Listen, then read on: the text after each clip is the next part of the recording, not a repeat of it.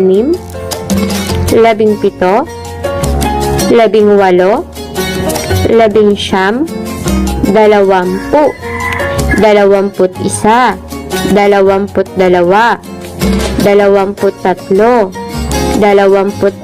25, 26, 27,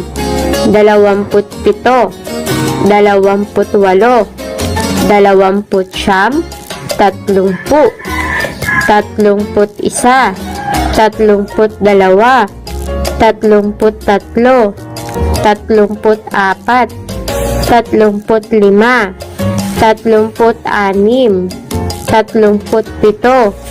37, 38, 39, 40, 41, 42, 43, 44, 45, 46, 47, 48,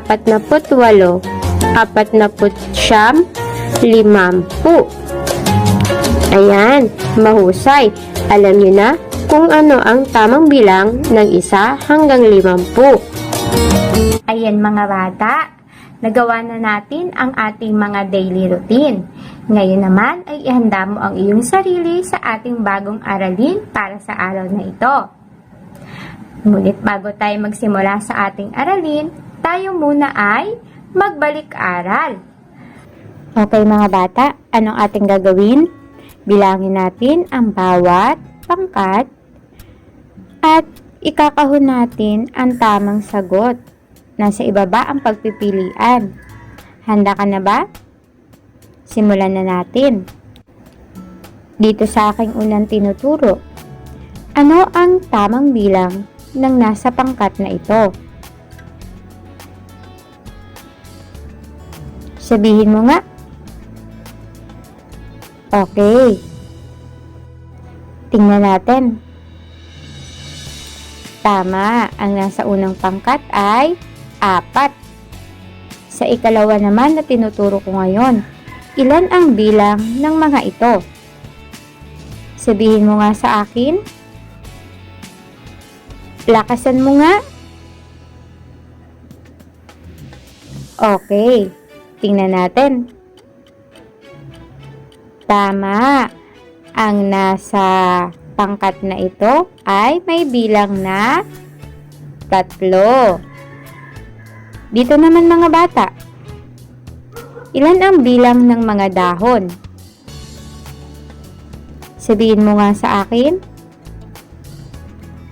Lakasan mo nga. Tingnan ulit natin. Tama ba ang iyong sagot? Okay. Ang bilang ng mga dahon ay 5. Ito naman mga bata. Ilan ang bilang na nasa kahon na ito? Sabihin mo nga sa akin. Lakasan mo nga. Tingnan natin. Ito ay mayroong bilang na 2. Mahusay. Ito naman mga bata. Ano itong tinuturo ko? Ilan ang bilang niya? Sabihin mo nga sa akin. Tingnan natin. Mahusay. Ito ay mayroong bilang na 1. Nakakatuwa at alam pa ninyo ang pinag-aralan natin tungkol sa bilang na 1 hanggang 5. Inaasahan ko na patuloy mo pa rin itong pag-aaralan kasama si nanay at si tatay. Ngayon mga bata ay meron tayong bagong aralin. Ngayon, bilangin muna natin ang mga bituin sa bawat kahon. Simulan natin. Dito sa pangkat na nasa kaliwa, bilangan natin kung ilan. 1, 2, 3, 4, 5, 6. Ito naman, sa pangkat na nasa kanan. 1, 2, 3, 4. Ngayon mga bata ay alin sa dalawang pangkat ang marami at alin dito ang kaunti? Sabihin mo nga sa akin. Lakasan mo nga. Tama. Ang mas marami ay ang 6 at ang mas kaunti ay 4. Dito naman mga bata, bilangin ulit natin ang nasa kaliwa. Simulan natin. 1, 2. Ilang tatsulok meron tayo? Lakasan mo nga. Mahusay. 2. Dito naman sa kanan, bilangan natin ulit.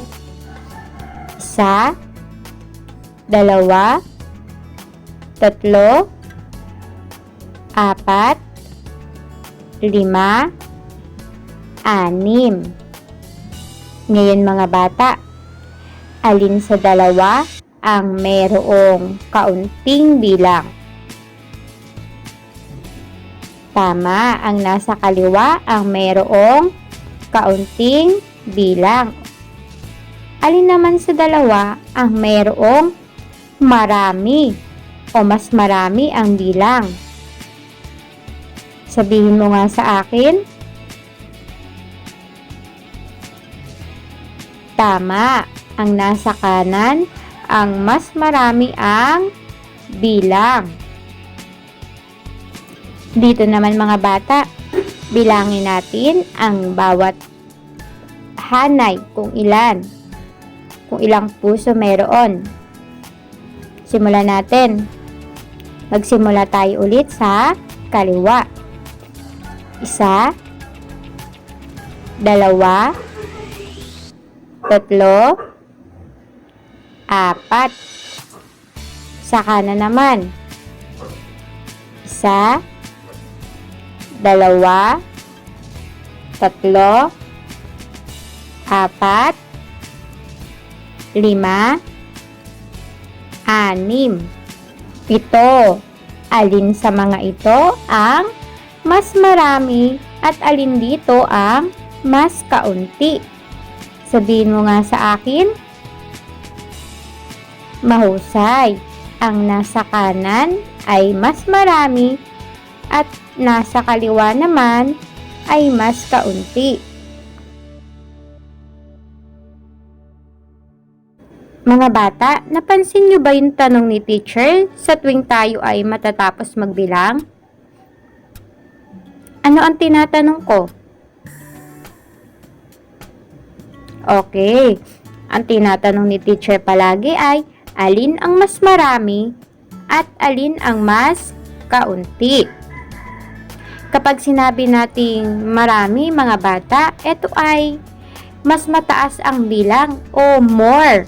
More than kung tawagin sa Ingles. At kapag sinabi naman natin kaunti, ito ay mas mababa o mas maliit ang kanyang bilang o less than sa Ingles. At ang ating tatalakayin para sa araw na ito ay ang mas marami at kaunti. Sabihin mo nga, marami, kaunti. Isa pa. Marami, kaunti. Simulan ulit natin. Okay, ngayon naman mga bata ay simulan ulit nating magbilang. At tukuyin natin kung alin sa dalawa ang marami at kaunti. Sabihin mo nga, marami, kaunti. More, less. Okay, simulan na natin. Isa, dalawa, tatlo, apat, lima, anim, pito, walo. Ilan ang bilang nito? Mahusay, ito ay mayroong bilang na 8. Dito naman, isa, dalawa, tatlo, apat, lima, anim, pito. Ito naman ay mayroong ilang bilang? Mahusay, ito naman ay mayroong 7 bilang. Ngayon mga bata, alin ang mas marami at alin ang mas kaunti? Ituro mo nga sa akin kung nasaan ang mas kaunti. Tama, ang nasa kanan ang mas kaunti. Alin naman dyan ang mas marami? Hawakan mo to at ituro mo ulit sa akin. Very good. Ang nasa kaliwang bahagi naman ang mas marami ang bilang. Ito naman mga bata, aling puso ang mas marami ang mansanas?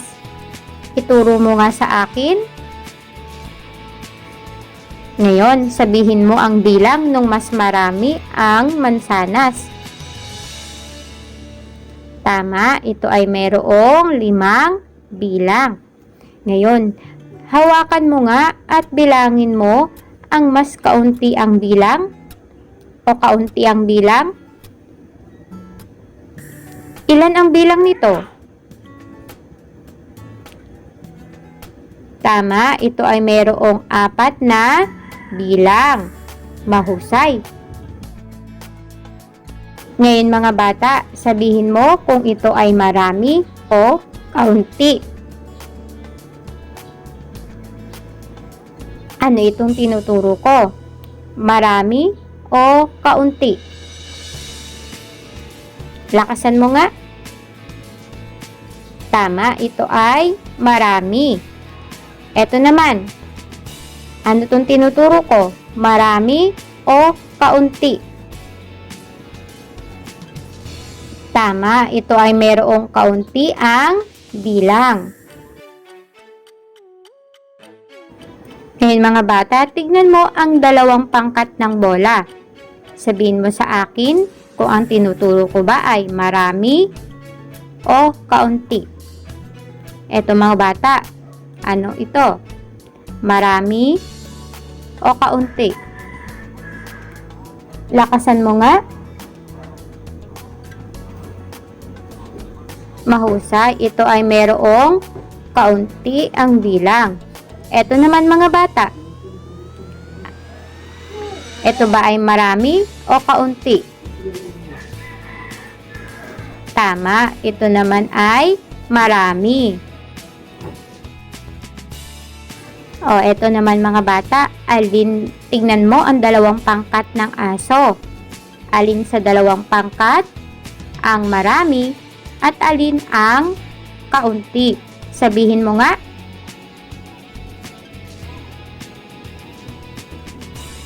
Isa pa, sabihin mo ulit, alin dito sa dalawa ang marami at alin ang kaunti? Tama, ang nasa kaliwa ay kaunti at ang nasa kanan ay marami. Dito naman mga bata, bilangin mo nga kung ilan ang nasa kaliwang bahagi. Lakasan mo.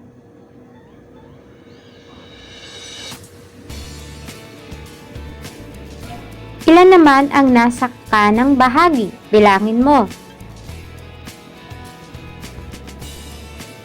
Isa pa. Ngayon mga bata, alin sa dalawang pangkat ang marami? At alin ang kaunti? Sabihin mo ulit sa akin. Ilan ang bilang ng nasa kaliwa? Lakasan mo nga. Ilan naman ang bilang ng nasa kanan? Ulitin mo. Mahusay. Ang nasa kaliwa ay mayroong 4 na bilang at ang nasa kanan ay mayroong 1 bilang. Ngayon, hawakan at ituro mo ang marami mga bata. Very good. Ang nasa kaliwa ang mas marami o marami. Para naman sa ating unang gawain mga bata, ano ang inyong gagawin? Alin ang mas marami sa bawat hanay? Ikahon mo ang mga ito. So titignan mo at bibilangin mo kung alin ang marami at alin ang kaunti. Kapag mas marami, ito ay iyong ikakahon o iyong ibabox. Dahil nakinig ka kay teacher, madali mo lang itong masasagot. Tama ba? Very good. Para naman sa ating ikalawang gawain mga bata, lalagyan mo naman ng X ang mas kaunti. So, alin sa pangkat ang mas kaunti? Lagyan mo ito ng X. Dahil nakinig ka nga kay teacher, madali mo lang itong masasagot. Basta tandaan mo, lalagyan mo ng X ang mas kaunti ang bilang. Para sigurado ka sa iyong sagot, maaari mo itong bilangin.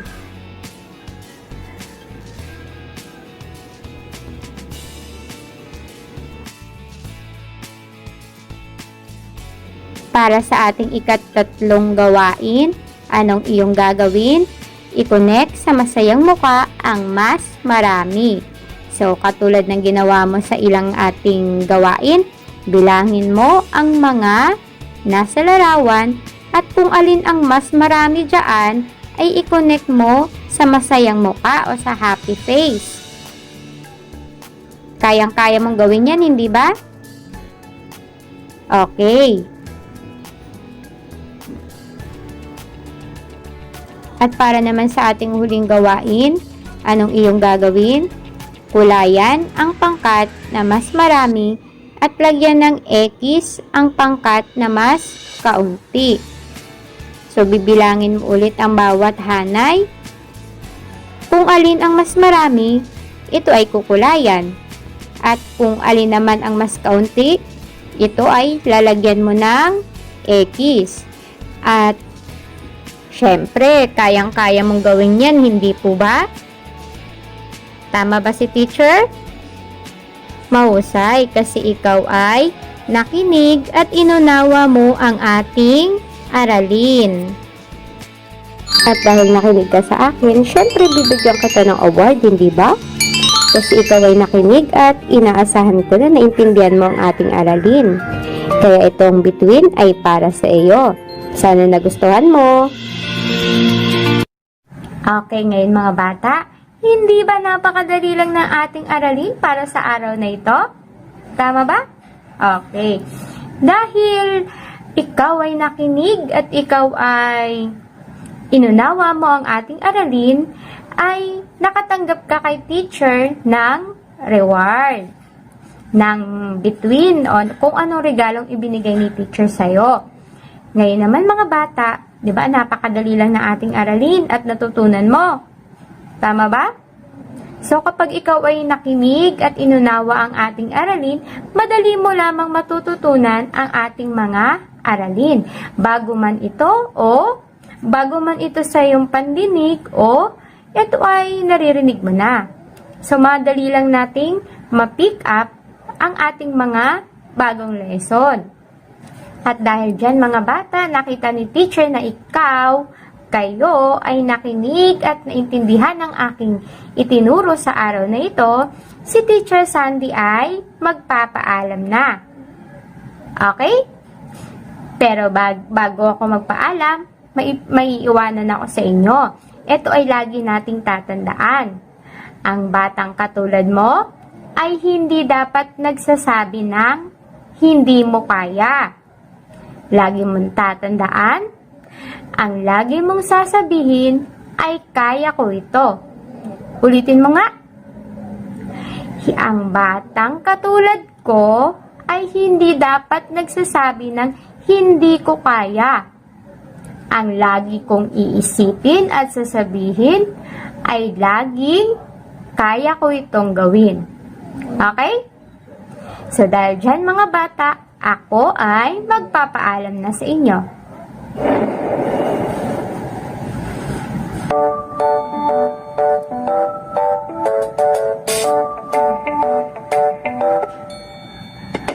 Maganda-handa tayo uuwi na.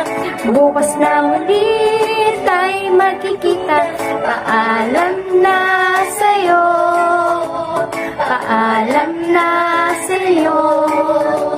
Paalam na sa'yo. Paalam na sa'yo. Paalam na mga bata. Bukas tayo ay magkikitang muli. Paalam na.